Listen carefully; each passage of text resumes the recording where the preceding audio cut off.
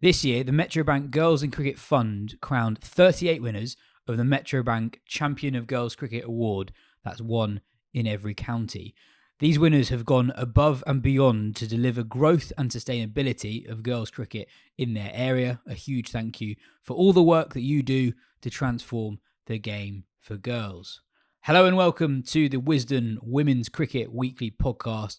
England turned things around in their ODI series against South Africa, maintaining their momentum ahead of the test that starts on Sunday. I'm Yas Rana, and in part one, you'll hear from Lauren Winfield-Hill on the continued pay inequality in the 100 and Australia's discovery of a new batting star.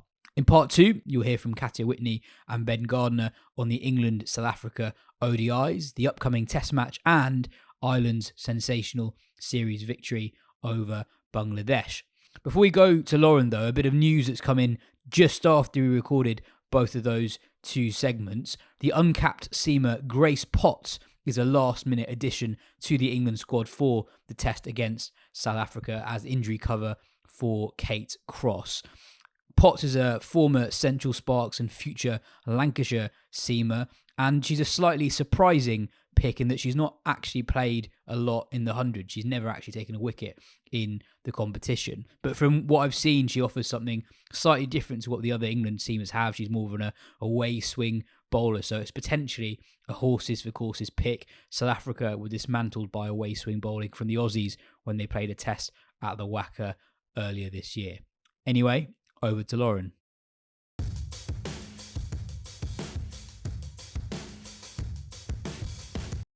Lauren, one of the big pieces of news in English cricket this week was around the pay rises in the 100. And it's one of those things that, depending on which numbers you look at, you can spin stats and headlines sort of how you want. But my biggest takeaway is that a huge percentage of the money that's being injected into the competition is going directly to the top men's bands, and a lot of the men's players who probably won't get top bands have been quite unhappy, publicly unhappy with that new change.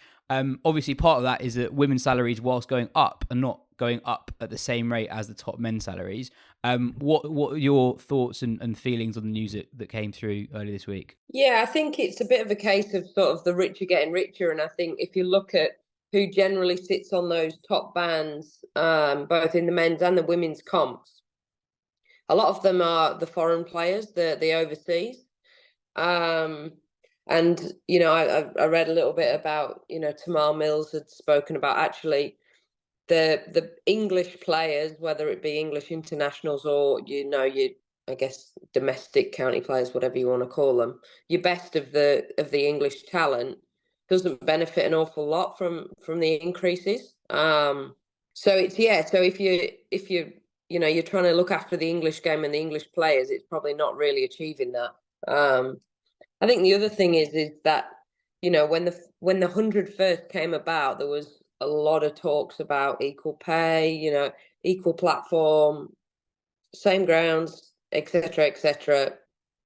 2 teams, 1 club, all that sort of chat. And to be fair, a lot of that's been achieved with the shop floor stuff, you know, in terms of the grounds, the training, you know, sharing the training venues, things like that. Like a lot of that has been really well received and you know, achieved really well. I know, like, even being out here in Australia, they look at the Big Bash and the WBBL, and there's massive, you know, I was only having a conversation with the CEO at Queensland and Brisbane Heat this week, and he's big for this double headers and the, you know, he came over and watched the 100 and he was like, this is way better.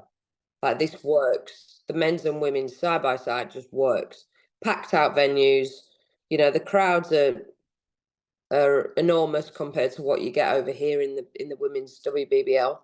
But they've made some bold claims, haven't they, in terms of the equal pay?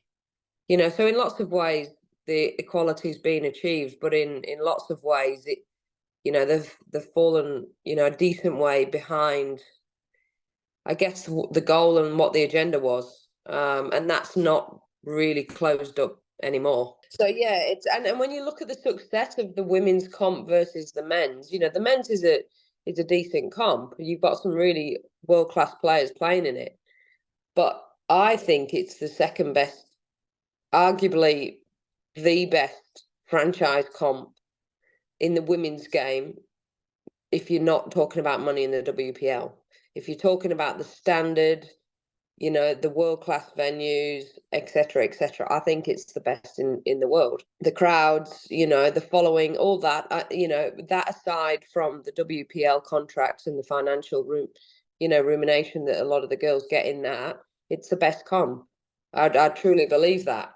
But if the women's game's been a huge part of the success of the tournament, which we all believe to be true, that sort of that equality pay piece is not reflective of that. Yeah, I mean, just picking up what your Queensland CEO was the point that they were making. Double headers don't just benefit the women's competition, right? We saw it in the 100 a few years ago when the Commonwealth Games overlapped with the 100. How much weaker a product the men's tournament was when it was single headers rather than double headers, and all the talk around equal pay after the ICEC report in 2023. A lot of people said early on that actually, if you're looking to move towards that direction, the 100 is the perfect competition for that, given that you have, as you say, two teams in one club. You have double headers. You literally, when you buy a ticket for the 100, you are paying for both games with that one ticket. If you look at the marketing of the competition, the women's competition is front and center. And I'm just going to read out something from the report. It said, women receive an embarrassingly small amount compared to men. The average salary of England women is 20.6% of the average salary of England men. So the report described that pay difference as embarrassingly small last year. The pay difference in the 100 next year isn't that far off what they were describing there. It's around 30 to 33%, the difference between the women's and the men's competition. Do you feel a frustration or sense of frustration among the players that, we're actually nearly half a decade into the 100, and for all the noises about pay becoming closer, we're not actually that much closer than we were at the start? Yeah, no, and I think for a lot of years, even stemming back to sort of 10 years ago when we were talking about the introduction of women's contracts and in England and things like that, the defense point, I guess, from the people digging their heels in was always, well, nobody watches the women's game, we can't sell tickets. And it's like, well, that is categorically incorrect now, both as a standalone. We've seen that with the women's Ashes, Edgbaston's absolutely bouncing, the Oval is packed. The 100 people come in to watch the 100 before the men get there. So that is categorically completely incorrect, that people do not purchase tickets to come and watch the game now. So it's, what excuse are you trying to hide behind now? Because I distinctly, and the point with speaking to the Brisbane Heat CEO is that he's not coming from a point of we need to make the women's game better. He's coming from a point of we need the best possible product for our club, and our club is men's and women's together.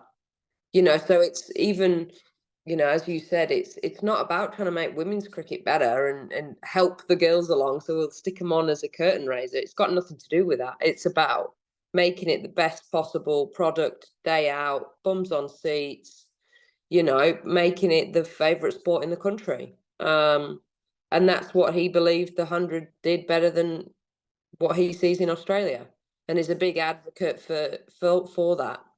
I think he's the only one that is in all the CEOs over here. So I'm not sure he's going to get his wish, but I think that's that's the scenario, is that it's always been a thing about it's not product. People don't want to watch it. People aren't interested of women's cricket, where we're not 10 years ago. Like, the game's moved on. So what's your excuse now, sort of thing? And I think, like, obviously I'm over here in Oz, so I don't get the same, I'm not around the domestic girls and you chat and you have a little bitch and a moan, and I'm not across all of that stuff.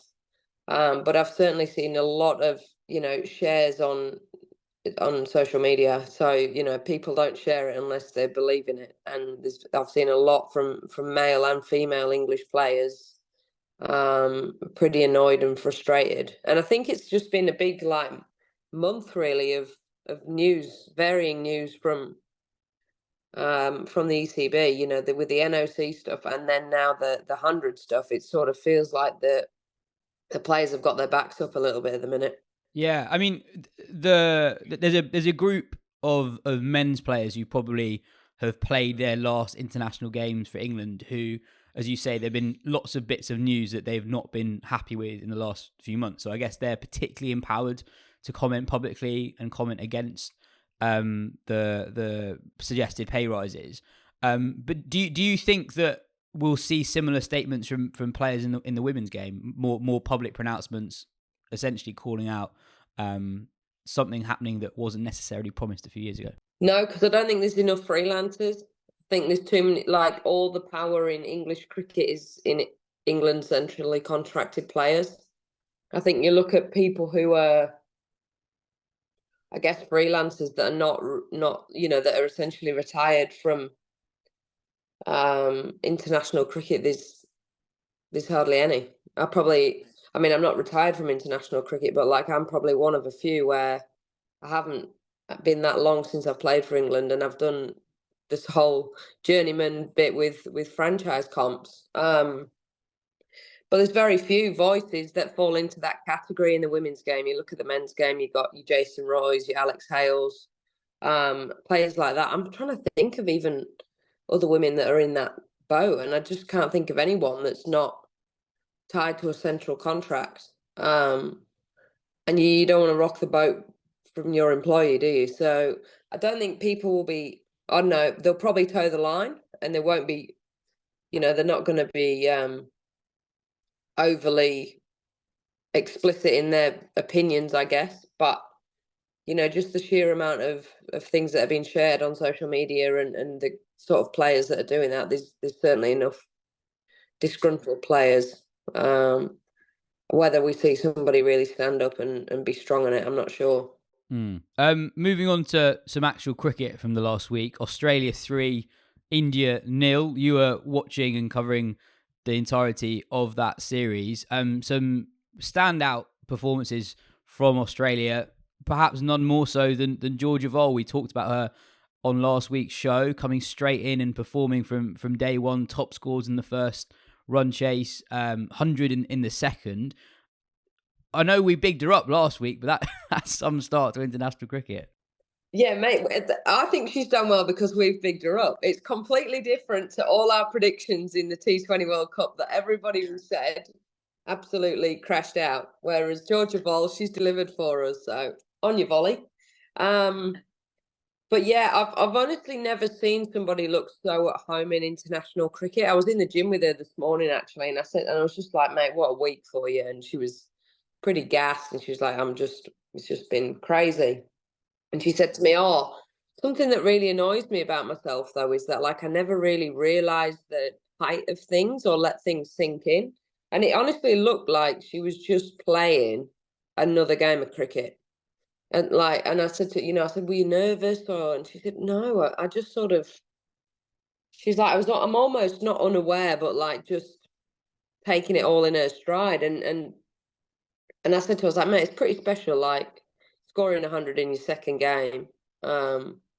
She was like, yeah, no, it was really good. Maybe when I have a bit of time off, it'll sink in. But she's so cruisy about it all.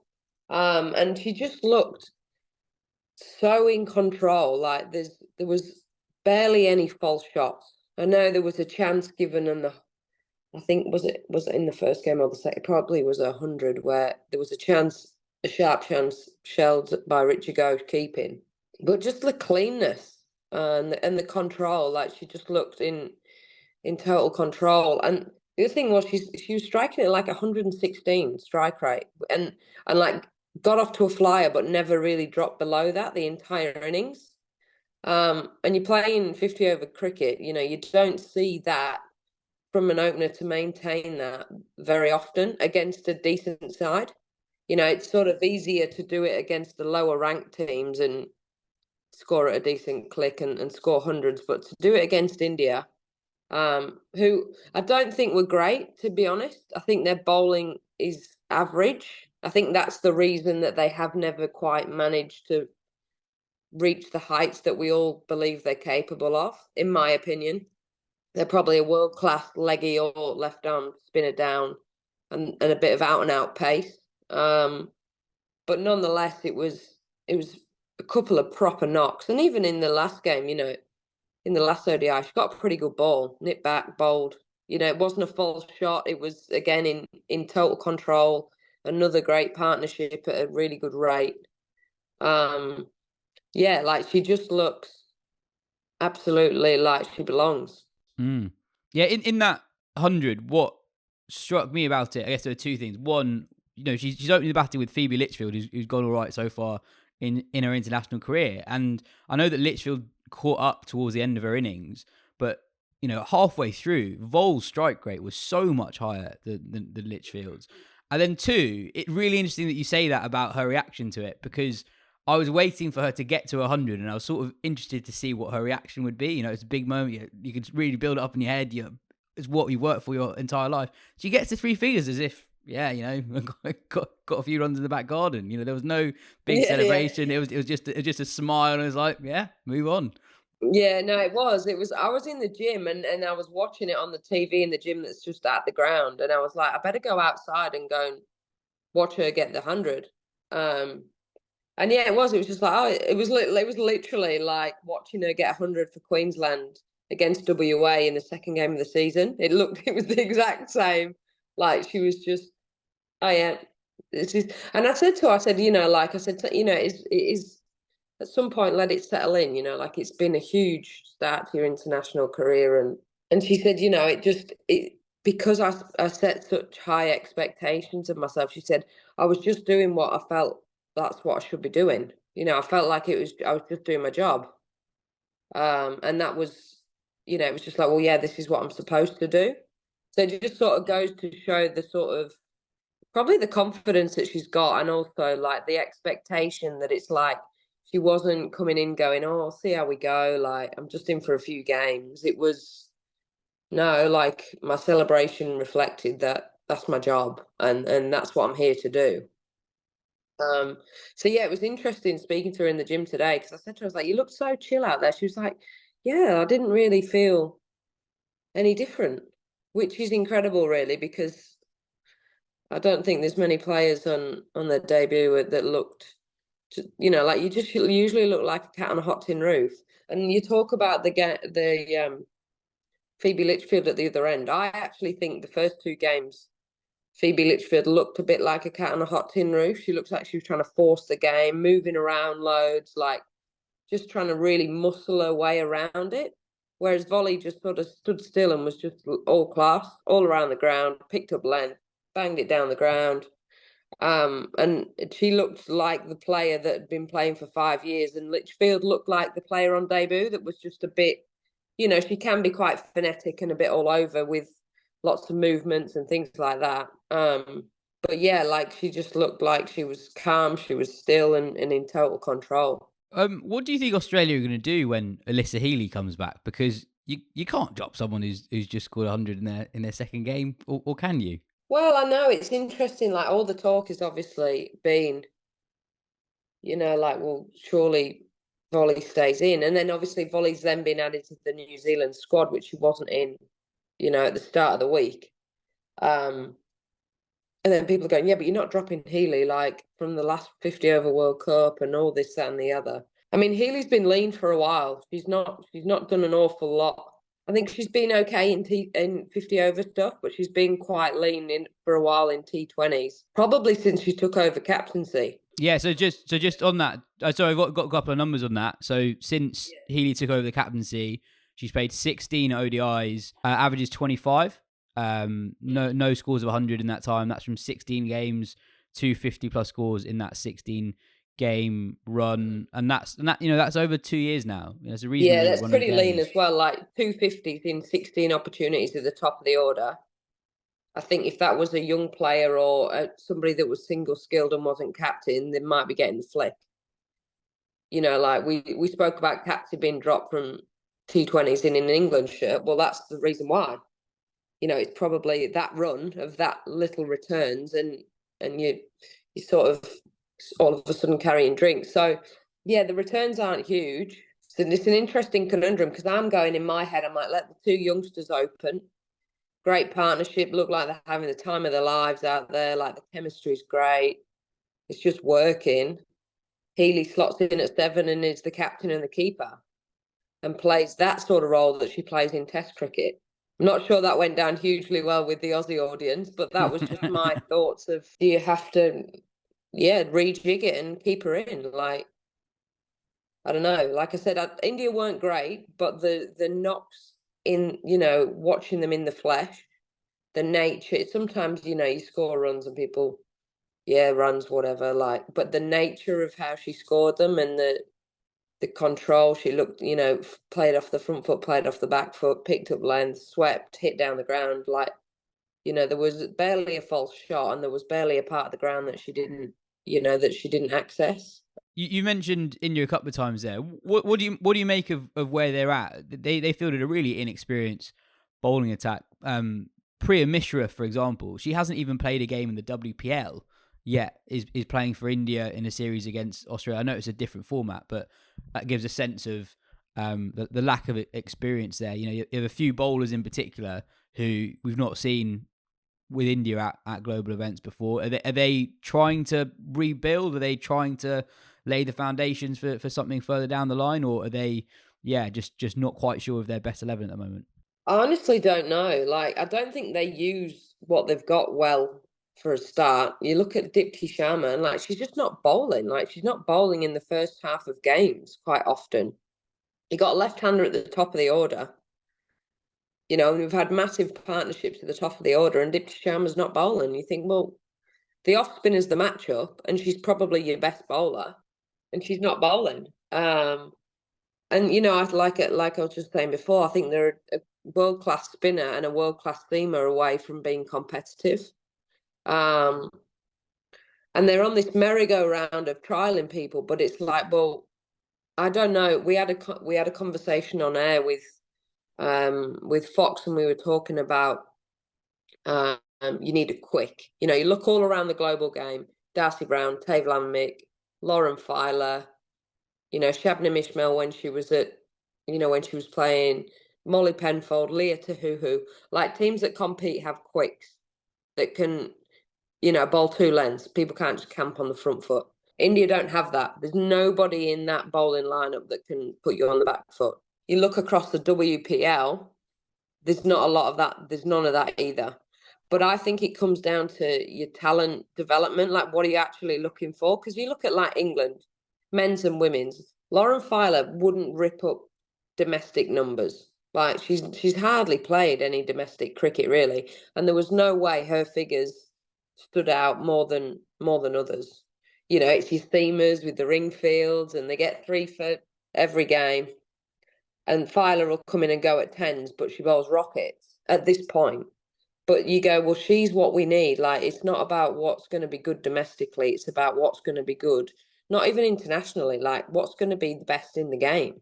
It's a bit similar with India. It's like people who are successful in India on Indian surfaces probably look very different to people who are successful in international cricket, both from a batting and a bowling point of view, but more from a fast bowling point of view at the minute. You look at the WPL, there's loads more spinners than there is seamers. A lot of seamers are the overseas seamers. A lot of the domestic locals are spinners, and even batting, there's not a huge amount of sort of standout batting. So it's a bit of an issue. Like, I don't think there's a lot more out there that's not sort of been on this conveyor belt of having a go and then just not quite, good enough really. And they're all medium pacers. I think Tita Stardew, the youngster, I think she's 19. She was a player of the final of the under-19s World Cup last year. I think she's got a lot of potential. She's tall. She's got a great action. Like, she can definitely get quicker. But there's not there's not a huge queue of quicks and people that can really bowl good pace in Indian cricket. And you look at like when they were successful, like I still don't think they've really replaced Julian Goswami, and she's been gone a long time now. You know, even that combination of Julian Goswami and Chika Pandey was as hard to face as any team in world cricket. You know, and they've just not really had that same potent opening attack as what they had back then. Yeah, no, absolutely. Finally, just because we have to always ask about the Ashes, having watched Australia in close quarters this week, have you changed how you view how that series might go in it's pretty much a month's time now? No, I don't think so, because I think that England were on a good trajectory from the last Ashes. I think the way in which they played in the Ashes, they'll have taken an awful lot of confidence from. Like, Australia have been good out here. They've been very dominant. You know, everyone's, you know, if the top order didn't fire, then you've got Annabelle Sutherland scoring 100. But you're in very good batting conditions with small boundaries, quick outfields against an Indian attack that's not been great at times. So I think it's, you know, you can't read into it too much. I think Australia are in a good place for sure, but I certainly think we saw enough from the last Ashes that England have, you know, the players that are involved with the England team at the minute are very similar to the players that were involved in that Ashes series. And, you know, they won both white ball legs of that series. So I think, I still think it's going to be red hot. Cool. Nice one. Cheers for your time, Lauren. Well, we got one more thing, mate. We've got one more really important thing. My survey for in-swing and left arm. Yes. Yes. This is the news. What are the results? This is the news that everyone wanted. 70%. 70% of votes were left arm and in-swing rather than away swing. And I did have Megan Shoot saying, definitely in swing. I've been banging this drum for ages. Send me the results. Tash Farron was kicking off. They were all coming out of the woodwork. Were you getting any grief? Because I thought you were always going to win that one. Nah, I didn't get any grief, but all the left armers and all the in swingers were like, "Yes, come on!" And we've been saying this for ages. But hey, the stats don't lie. 70%. Yeah, that's not even close. That's great news. Yeah. So that's good. That's good for us. That's the one that the people wanted to know. Well, we got that right. We got Georgia Vol right. So, you know, there's no stopping us now. There's no stopping us. We've turned the corner. Nice one. Well, yeah, all good. Cheers for your time. Catch you next week.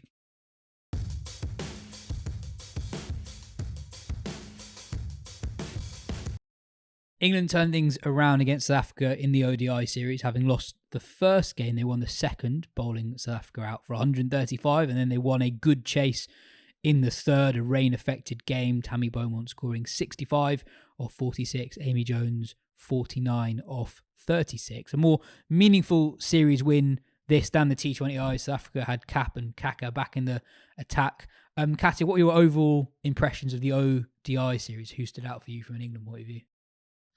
Lauren Filer stood out from the second ODI particularly. She took 3 wickets in the second ODI and bowled really well with good pace. It was kind of the Filer that we were hoping to see on this series of South Africa that she really showed in that game.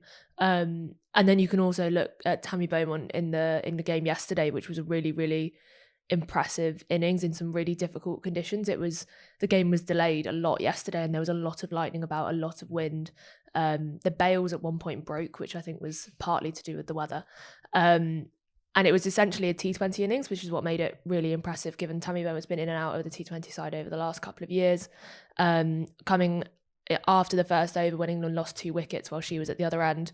And that was really impressive. And overall as well, it was good to see England come back into the ODI format and look good again, because there's been so much of a volume of T20 cricket played over the last few months that is so volatile at times, and England have been rightly criticised and we've rightly criticised England, but coming into the ODI format you were really reminded that this is a good team over a longer period of time. Coming from Amy Jones yesterday as well, that was a really important innings. She was 49 not out at the end of the chase, and with the World Cup less than a year away now, that was a really I think important series win for England as they really start their campaign towards the Ashes and towards the World Cup. But yeah, it was coming after the first ODI, which South Africa won pretty convincingly. The second 2 games were England kind of back to their best, as it were. Yeah, it's just on Filer as well. You're right to highlight the pace, but I thought thing that actually stood out in the second ODI for me was the movement she was getting as well. Like it was windy, which I think was maybe helping with some in swing, and it was like a good pitch for fast bowling, but you still got to get it in the right place and have the skills to extract that. And it was just like, you can just so see like what she could be as a total package. Like she had that bounce to sort of, especially I think the Sine loose wicket, she was sort of pushed back. Was that the one where 2 stumps out of the ground, leaving just one, which that's not the only reason why I like it, but that is the reason why I like it. But there was one where she was sort of pushed back with the short ball, so she was like sort of hesitant in like coming fully forward, and then finally gets the leg sort of right, not like fully full, but like full enough that it's going to, you know, trouble the stumps. And then there's also that movement coming in, so if you're not fully forward, you're just going to get beaten. She was beating all ends up. That was really, really good. And I guess the other player we should highlight is Charlie Dean, who batted well in that first game. And I think there's a case, especially when England lose a few early wickets, for her to just get pushed up the order and save the likes of even Jones, Capsey for later on, because she is someone who can build those partnerships. And then she bowled well throughout the series. And the hat-trick in the second game, but bowled well in the final game. So I think she was player of the series. And yeah, just a very good series for her. Is it too simplistic to say that was a T20 innings and T20 run chase at the end? Katya, you said that Beaumont has been in and out of the T20 side recently. It's been much more out than in. Do England have enough good T20 batters to leave a player as good as Tammy Beaumont out of their side? Yeah, well, I guess the conversation sort of just changes depending on things. Like, I think if you go back through sort of Beaumont's career, that there have been times where you could say that, you know, she doesn't have that same power game to match some of the, you know, the younger players coming through, and it's been understandable at that point. It's also was understandable sort of a couple of years ago for England to be looking to this T20 World Cup and think we need to give, you know, a Dunkley or a Bouchier a long run in the side to see if they can, you know, if they can be the player to kind of make that difference and take the team forward, because it is, you know, an Asian team altogether. And maybe when you have that kind of team, you do have to sort of maybe make a short-term slight sacrifice for long-term not having everyone sort of depart at the same time. And also, you know, Boucher, as much as, you know, she didn't have a great World Cup and looked, you know, out of her depth a little bit at times, that there was reason to believe that she might actually be that player, because, you know, she did have that very good series in New Zealand away from home. Like that is impressive. That, like, it's not totally out of, you know, ridiculous for England to look at that and think, yeah, this is a player that we can kind of, you know, count on in T20s for a bit. But then still, given all that, I think this is a knock, not necessarily that changed things dramatically, but I think it's fair enough to look at it as a T20 innings. Also just because of how I think Beaumont managed it and picked her moment in a very T20-like way. Like there was because if you know, it panned out with Cap bowling brilliantly with the new ball, and she actually bowled out quite early. She got sort of she bowled 5 overs. I don't know if anyone else had bowled more than 2 at that point. You say brilliantly. The 2 early wickets of Boucher and Cyril Brunt were both long hops. Yeah, well, that's true. I guess I think maybe it was outside of that it was good, and the ball to get Knight was brilliant. Yeah, that's true. And but I think just before that Knight wicket, England were under a bit of pressure. I think the run rate had just gone above 7, and Beaumont spotted a chance to take down Kaka and Ditch. Got 3 4s and 4 balls, and I think the run rate was kind of never an issue from that point. From that point onwards, there was also some really good sort of running between the wickets, which is a feature of her game. But like she was getting 2s just by kind of dropping it into the leg side, realising where there was a gap and doing that. So I think this is an innings that should factor in England's decision when it comes to, particularly that Ashes T20 score. Because I think if you're looking at, you'd still, if that Ashes wasn't happening, you'd say that England is still in build for the future mode, build for 2026. But that's like, you know, that's massive. That Ashes series, that's, you know, almost as big as the World Cup. And also we've got, the other thing is, I guess we've got 3 ODIs between now and that T20 portion of that series. So actually, depending on how Boucher and Beaumont go in that, I think could play a pretty big part in who opens in that series. But I think you can field a T20 side based on the players they're picking now, with both Boucher and Beaumont in it and Wyatt opening. If you push Boucher down to 3, which actually might even be a better position for her to bat in, considering they didn't pick Alice Capsey for this T20 series, the player you'd be dropping would be Dunkley, which I don't think is that controversial to be dropping Safar Dunkley after the performances that she's put in over the last few months. You would then have Beaumont and Wyatt opening, Boucher at 3, then Cyril Brunt, then Knight, and then Jones, and probably Gibson or Capsey at 7 or something like that. And if you can pick a side like that, just looking at that top order, that feels like a much better, safer top order to go with than the kind of stuff that England have been fielding recently. And I think if you can get Beaumont into that 11. I don't think she's actually done enough to displace Bouchier yet, or that Bouchier's done enough to warrant being replaced by Beaumont. But if you can get both of them into the side, I think that's probably the best option to go with for that Ashes series. Yeah, I also think that we always do it, but when we look to the future is not as far away as people make out. You know, that I'm just thinking from a player's perspective. Remember how big 2017 was for English cricket. 2026 could be absolutely huge. World Cup on home soil. And someone like Beaumont, she's not going to be too old for that World Cup. And the idea of writing her off just because that's in the future, but slightly further in the future than what's immediately coming up, I think it's a bit premature to write someone off like her at this stage. Charlie Dean took a hat-trick, which we knew before she did. That was a very, very fun moment when she didn't realise. When was the point, do you think, that she did realise that she'd taken a hat-trick? Oh, I think quite late. I think even when she left the field, I don't think she'd realise. I think maybe... So I think there was in the mid-match presser, one of the presenters asked her to talk her through her hat-trick. And Dean at that point was thinking, like, what the hell are you talking about? And I think that is when she probably got upstairs and then went through the scorecard. Was like, oh no, wait, that's a wicket there and that's 2 wickets there. So that is 3 wickets and 3 balls. Yeah. It's like, it's understandable because everyone missed it. It's kind of understandable because there was another wicket in between, and I think a review as well. And there's quite a long time between the first wicket and the second wicket. But Yeah. also the fun thing was England then thought the what would have been the fourth ball, the double hat-trick ball would have they actually had a hat-trick field for that. Yeah, and that was another good ball, and there was lots of sort of heads and hands and oohs and ahs and stuff as well. But that was a totally mad passage of play from South Africa in particular. Like I think Dean bowled better, maybe even yesterday, than in that game. But you know, you look at some of the shots, like Dirksen, who's like had an okay series, kind of showing she can cope at this level, but just hasn't kicked on from any of her starts. Played a bad shot to get out. Cap shot was a kind of total aberration from a senior player when you've kind of sort of a bit of a top order wobble, just kind of hitting it to mid off. De Klerk, I guess that's kind of the way she plays, but still also not like a bit of scrambled brains in that collapse. And that was just the game done within the space of about, 10 minutes. Bit of concerning news yesterday for England. Kate Cross opened the bowling and hobbled off in the first over of the game. It meant that Alice Capsey basically had to fulfill the job as fifth bowler, and she bowled 9.1 overs in the end, took 2 wickets. At the moment, we've just been told that Cross was suffering from back spasms, so we don't know whether or not she'll be ruled out of the test match and the cricket that's coming up. But obviously, when we saw her hobble off the field, we all had our fingers crossed. The test starts on Sunday, and just a bit of historical context. This is a huge moment for South Africa. It's the first test on their shore since 2002, and just the second since 1972. They have never won a home test match, 3 defeats in 5 draws from the 8 that they've played.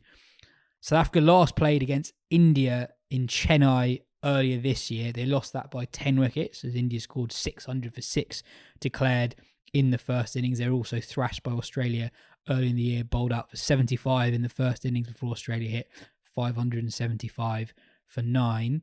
England, for the record, also lost their last test, also away to India. They struggled on a turning pitch. Deepti Sharma took 5 for 7 in the first innings. Katya, how do you think England will line up? Because it's very difficult trying to work out what 11's teams might pick for test matches because there are so few of them to sort of go back on. Yeah, also it's pretty much impossible to go on form. You can go on how players have performed in previous test matches based on how their temperament suits and how their technique suits, but you can't really go on any kind of form. It looks like Maya Bouchier will probably open the batting, you'd have to say, with Tammy Beaumont. Freya Kemp might have made her test debut, but she's had to go home to manage her workload, so that's out of the question. If Kate Cross can't or is not fit to play, then that opens the door for potentially a debut for Rihanna McDonald-Gay. You'd assume that Bell and Filer will play along with Eccleston and probably Dean. And then you've got Danny Wyatt, Nat Sciver-Brunt and Heather Knight as the kind of axis of that middle order, and Amy Jones as well. So the core of the side doesn't really change. It's more of like the almost peripheral players who come in based on conditions. So Lauren Filer played in that test match, in the Ashes test match last time. Did she play in India? I don't think she played in India. Maybe she did play in India. I can't quite remember. I think she did, play in India. I think that. So I think the team for this one might be, or if Cross had been fit, I think the plan would be for it to be that India squad, that India team, but with Bouchier switch for Beaumont, now they have, Boucher switched for Dunkley. Now they have a situation where they kind of have to pick between one of three players, Dunkley, McDonald, Gay, or Cross. And I think one of what they sometimes say with back spasms is that you can actually recover pretty quickly. But the thing is you need to figure out, is this player going to get another back spasm during the game? And that can be a hard thing to tell because, Cross might, feel fine tomorrow and then bowl again, take the new ball on Sunday and then have another back spasm, and all of a sudden you're a player down for the games. That is a tough decision. Yeah, and then you'd be quite reliant on Nat Silverbrunt as well to bowl quite a lot of overs. But yeah, it's that kind of top order that who opens, because England have had three different openers or will have three different openers in three different Test matches. Dunkley opened the batting India, Emma Lamb opened the batting against Africa. Against South Africa. So yeah, there's been quite a few openers cycle through alongside Beaumont. But yeah, it's exciting to see Filer back in a Test side. That India pitch didn't really suit any kind of seam bowling, so it'll be good to see her back in a Test side following on from that Ashes impact that she made last year. Just looking at the balance of the England side, Ben, if they do go down that route, Eccleston at 7. I know we've been banging the drum for Eccleston to bat higher up in T20s, but that does feel a little bit light for a Test match. Yeah, it does. But I think what we've seen, especially for England in women's tests, it's different when you play in the subcontinent where spin comes into it more. But the challenge is always just taking wickets. So I think you've got to just pick a side that is geared towards that as much as possible. And also when you talk about what the conditions will be like when they can be such an unknown, that's where you have to cover your bases. So that's why you want in spin and out spin, whichever batter's on strike, and then a battery of quicks that you can kind of rotate through. And it's also because if the pitch can be a bit flatter, it diminishes the value of a part-timer even more. Obviously, in limited overs cricket, there's very little value really in part-time. Exactly, yeah. That is just getting through overs unless there's a horror shot that's not gonna, it's not really gonna do much for you. So that's why that's why you might see sort of back your top six to score your runs. Go with your 5 best bowlers. Also, when we say Eccleston 7, I wonder actually if Dean would be a better Test match 7 than Eccleston to build a partnership with someone in the top order. But it does. If Cross isn't available, it just does make picking that last player so tricky because you've got to then just look at Rihanna McDonald-Gay and think about two things. One, it's a big occasion. Is she a player who's ready for it? Having just played a handful of games for England in a pretty low key series to be thrown into a Test match, and also the last game that England play before the Ashes. And you've also got to be pretty frank about her bowling, which we think has a lot of potential, but is it sort of Test match wicket taking ready right now? And it might be, and England might judge that, but if not, then she's going to be bowling overs that Nat Silverbrunt won't be bowling in that case, which is good to reduce her workloads. But another way, you're then reducing a pretty a wily seamer who does have this kind of knack of taking wickets and maybe reducing her impact with the ball in the game. So it's a tough decision, and I think if Cross is injured, that might prompt a change of balance and going for Dunkley at 7 possibly, but I would not be surprised whichever way they go, basically. It is interesting, again, tiny sample sizes given how few Test matches England play, but in the 5 Test matches they've played since 2021, the ever-presents are Eccleston, Cross, Nat Silverbrunt, Knight. Dunkley's actually played all 5, Beaumont's played all 5, and Amy Jones has played all 5. I totally understand why Cross is seen as someone whose skills suit Test cricket, but her record's actually not great. Averages 51, strike rate of 83. Lauren Filer, again, completely understand why there's a lot of excitement around what she could be as a Test match bowler. Her record's not great, averages 61, strike rate of 75. So, yeah, I'm not at all writing those players off. It's just it's the sample sizes you're basing opinions on it are just so small. Yeah, especially with Cross, you look at the overall record and it's a bit better than those numbers should, because those are since sort of basically the resumption of women's Test cricket. But she basically took almost all her wickets in her first year as Test cricket, which was back in 2014. And we wouldn't be, if they played more Tests, we wouldn't be putting much stock in them. And so we shouldn't. But it's 7 games ago. Yeah, exactly. So. You can also say that Test cricket for women is now played on very different pitches than it was when Cross first played a Test match or the first part of her career. And the way Test cricket is played is probably slightly different from 10 years ago as well. WPL auction this weekend, but there aren't that many spots up for grabs. Just 5 overseas spots going. What do we reckon? Who are going to be the 5? Well, it was interesting. We were trying to work out auction dynamics earlier, and you were saying like, "Oh, loads of all-rounders have been picked up, so all-rounders will probably get picked up again." And I was thinking like, well, maybe teams already have all their all-rounders, and maybe they'll go for a few specialists this time. But I think you see this actually a fair bit in some of these women's domestic T20 comps where they have quite a lot of all-round overseas spots.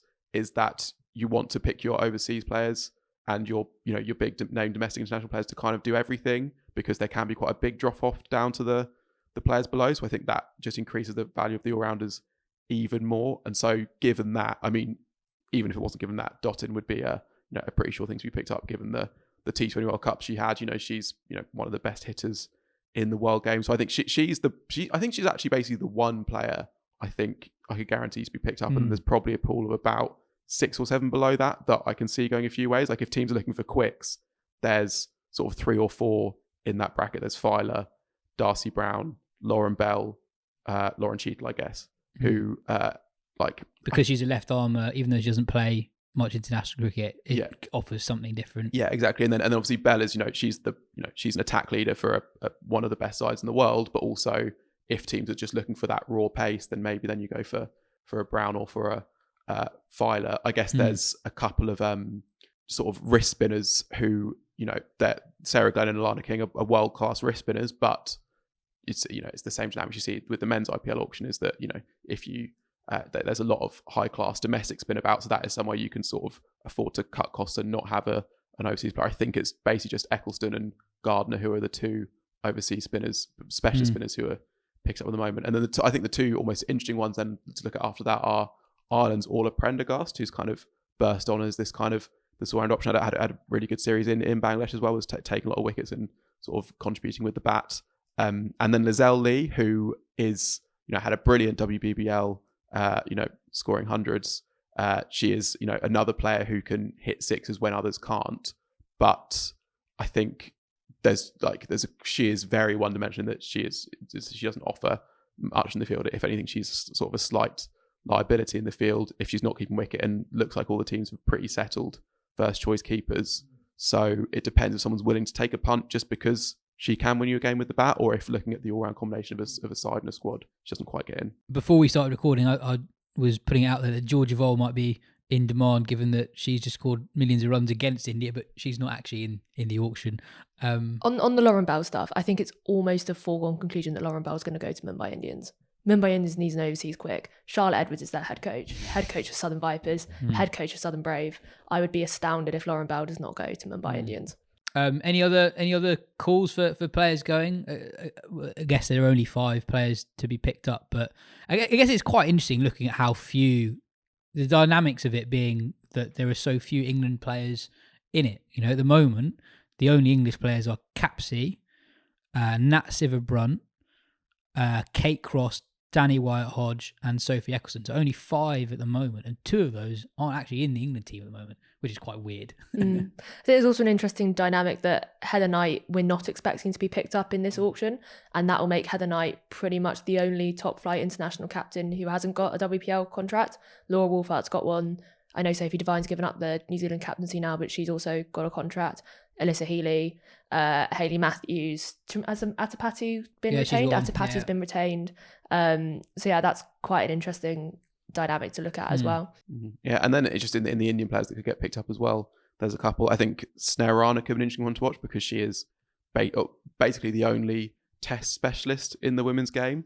But when you watch her in Test cricket, you're like, surely this could make sense in white ball cricket. And Poonam Yadav as well, who's sort of a couple of kind of fringe Indian players. Another player, Tejal Hasabnis, who made her India debut recently against New Zealand, looked decent enough. You'd expect her to maybe get a decent bid. So there's things of interest to watch out for. But yeah, it's not the mega auction that you sometimes get with these 20 leagues. It might not be the mega auction, but it might be mega paydays. We see in the men's competition that actually the most astronomical or surprisingly high bids actually come in mini auctions when teams have a lot of money, but there are very few spots up for grabs. And if they identify, take Lauren Bell for example, if 2 teams want Lauren Bell, could be an amazing payday for Lauren Bell as she becomes a subject of a bidding war. Over in Bangladesh, there's quite a significant series result. Ireland beat Bangladesh 3-0 in Bangladesh. In the first game, Leah Paul scored a career best 79 not out. In the second, Orla Prendergast, she was player of the match for scoring 30 odd with the bat and taking 3 for 13. Ireland defended 134 with ease. Bangladesh all out for 87. And in the final game, they chased down 124 with one ball left spare in that one. Laura Delaney, the former skipper, hitting 36 not out off 31. I was trying to work out, what does this series mean? Is this a big series for Ireland in their bid for World Cup qualification?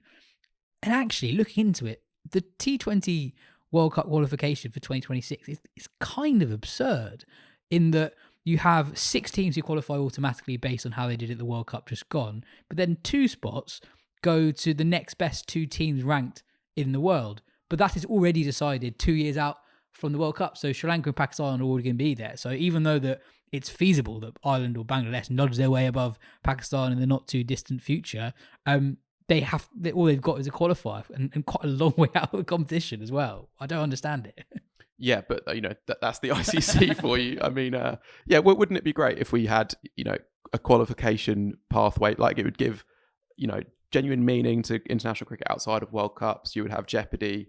Sure, the thing with jeopardy is then you risk maybe a bigger name missing out at some point. But you also already have that. It has become the norm now that you have at least one big team in qualifiers. I think cricket has gone beyond the point where the 8 old big teams automatically qualify for everything, which is what has happened here. Yeah. But especially in women's cricket, right? Because the 8 big teams don't necessarily mirror the historic 8 big teams, and it does change more.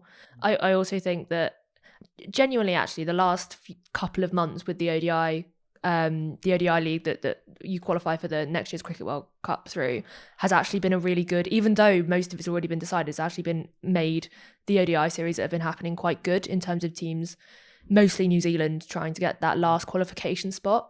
And even if you expanded it to say the top 7 teams and that going through, that would have made it even better. And I don't understand why you can't have a similar thing with the T20 stuff. I guess the argument will be that T20 cricket is much more volatile than ODI cricket, and losing a series can happen, and that makes that kind of league less substantial, if that's the right word. But having it decided 2 years out from a World Cup, how are we having relevance to T20 cricket over the next 2 years? Especially when you separate there being different qualification criteria. You got the World Cup and then you got the rankings, but they're both decided at the same time. It's just I don't understand it.